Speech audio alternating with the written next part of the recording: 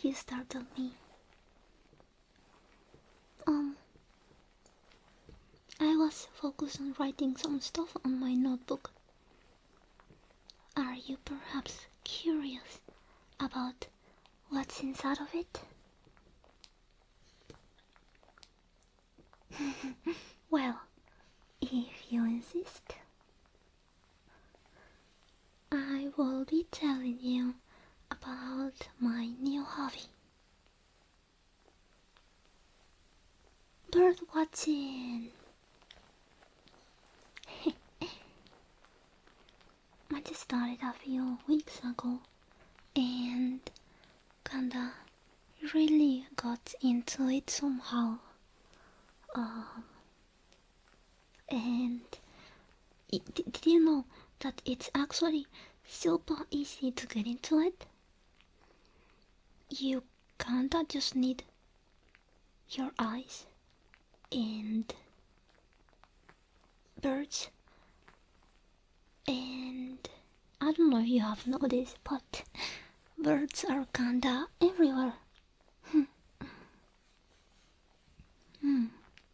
You know, I didn't even realize when I started bird watching. I guess I always liked watching birds, but I never considered it like a hobby. I just kinda like watching stuff, and birds are stuff, I guess. And they are so cute. They are like the perfect target, but not target like in hunting. No. Target like to observe, to watch. But anyway, if maybe you are interested on this, you don't need expensive equipment like in some other hobbies. Not at all. Like, if you want to start perhaps pottery, you would need like the clay and stuff like that. Maybe lessons. You would need like one of those big ovens that you have to seal for a lot of hours.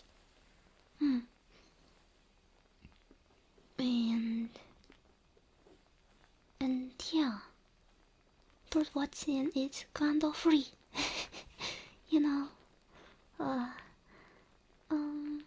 and I know what you're thinking about, like imagining yourself going through the jungle to find the perfect bird or whatever, but it's actually not like that at all. Like, as I said before, I started in my own house. I was watching outside from the window on my bedroom and somehow got the idea to take a picture to see if I could recognize it if it got to my house again. And I think I'm 99% sure that I spotted it multiple times in my yard. They still get scared if I get too close, but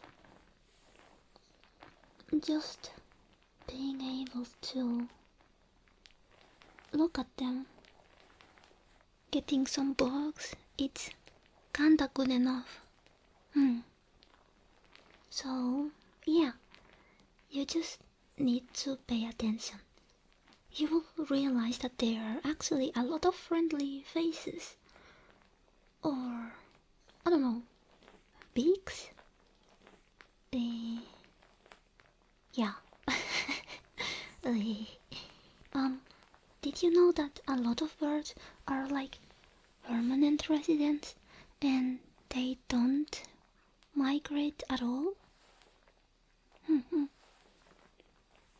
Like, most of the birds are migratory birds, but there are some that spend their whole lives in the same spot. It's actually kinda fun to try and guess which ones are the ones that stay around and which ones are the ones that go away for a little while. Did you know that a lot of birds are like permanent residents and they don't migrate at all? Like, there is a lot of birds that, go North Hemisphere and South Hemisphere to stay warm for their whole life, but some of them actually just live in one place and that's it. It's kinda fun to try and notice which are the ones that go and which are the ones that stay around, And actually, also, some of the migratory birds are also likely to return to the same local area at least 2 years in a row. Isn't that crazy? Imagine how is that they get to travel the whole world and somehow remember the same spot that they were living before, Having such a vast area of possibilities. Somehow they just land on a place that they were living before. Yeah, I guess I would like to know a little bit more about that. Like,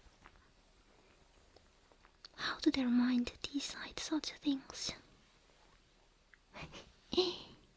So, please, tomorrow in the morning, look outside for a few minutes.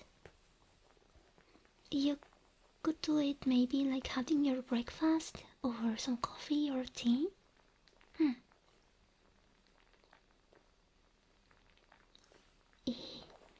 Why not today, you say? Because I'm teaching you, silly. So yeah, that is kind of the basics of bird watching. You don't even need to try and know their names in the beginning. At the start, they are all just birds, and that's it. With different shapes and colors. But yeah, they are all birds. And once you start watching them for a little while, you can start putting them into little categories, like small birds, big birds, gray or brown birds, the woolly birds too. You get the idea, I feel like you don't even notice before you start acknowledging the differences about them. Kinda like the style of the wings, or how they walk, or hop around.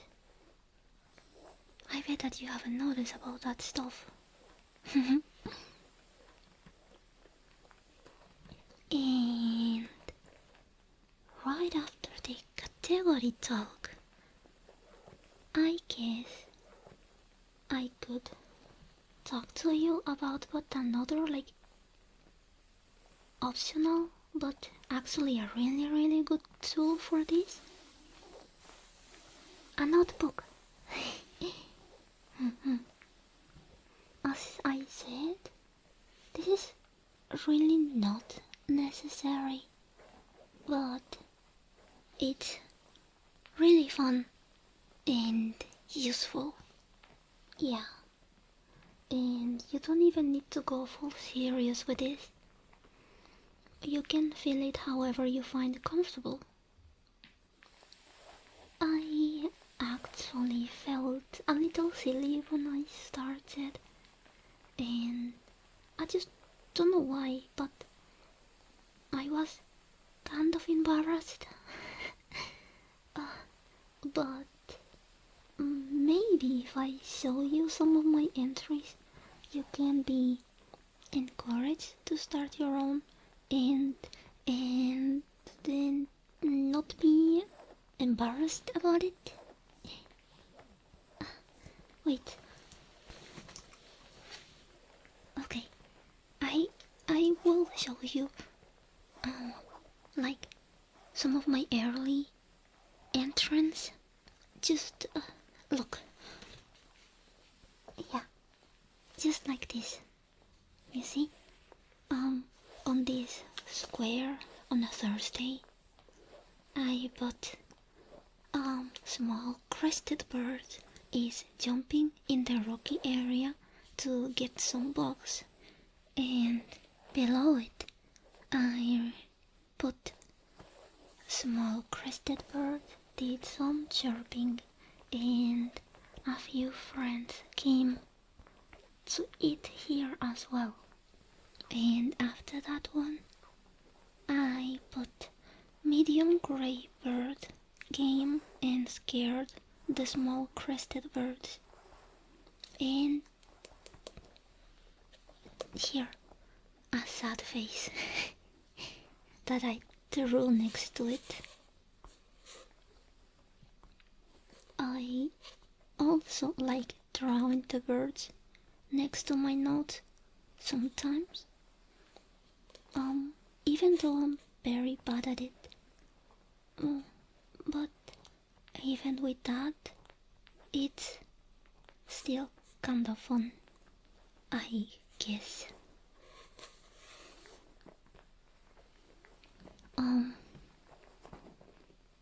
You don't find this weird, right? Usually notebooks are for important, busy stuff, kinda like for work or school. Meanwhile, I document the activities of birds and that sort of stuff.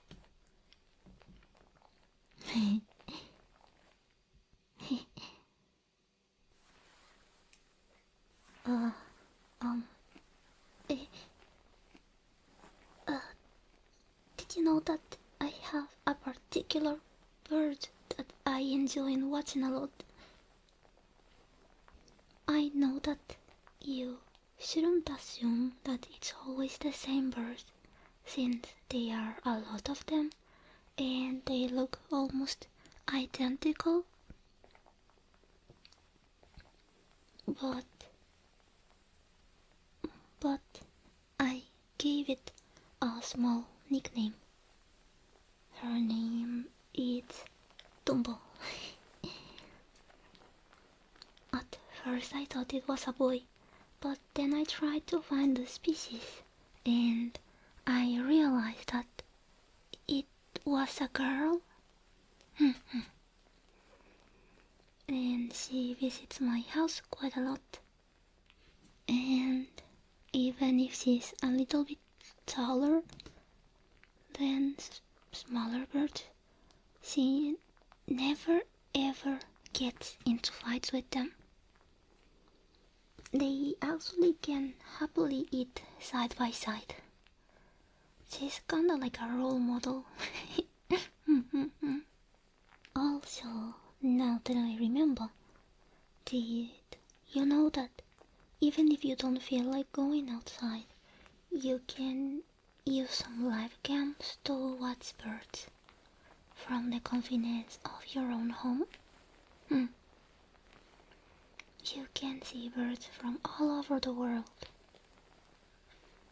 Like, it's not the same as just watching videos about birds, because on this one you can select a country and they are live kinda like the whole day, so you can try and spot them sometimes if you're lucky, and you can see the different kinds of birds that pass around in a different country like that. and realize about the time zones and stuff. Yeah, it's kinda fascinating.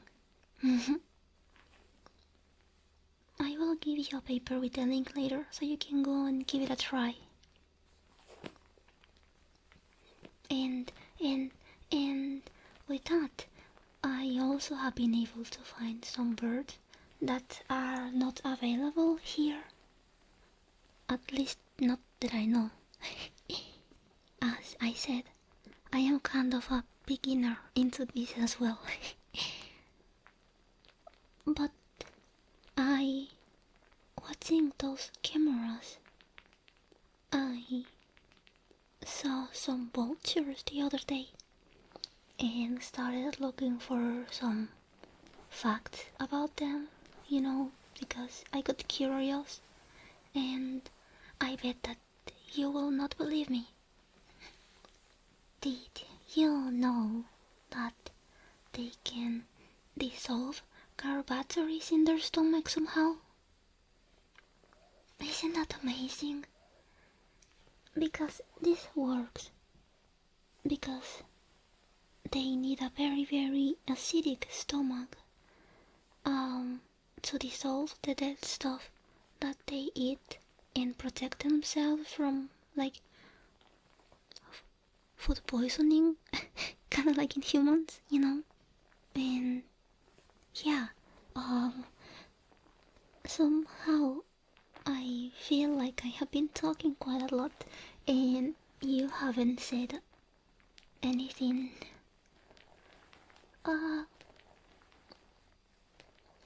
I promise that I will stop soon, but I need to tell you that even if every bird is different and you should do your own research, there are actually a lot of stuff that you should avoid in case you want to start feeding birds as well.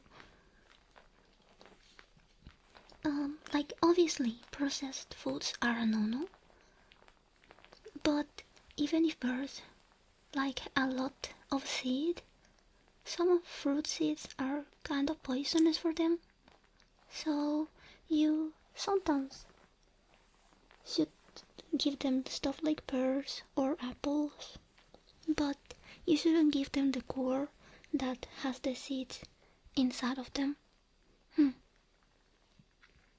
And like speaking about fruits, you can give them fruit in moderation as well, since they have a lot of sugar in them. And yeah, the birds are very, very tiny.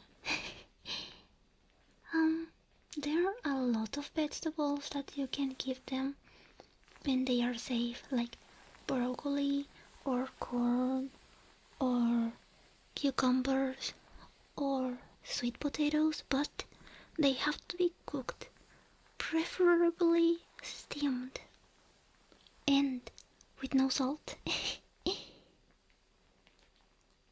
But if you want to be safe, you should just buy a mix of bird seeds online and spare yourself the headache to look which foods are safe for them.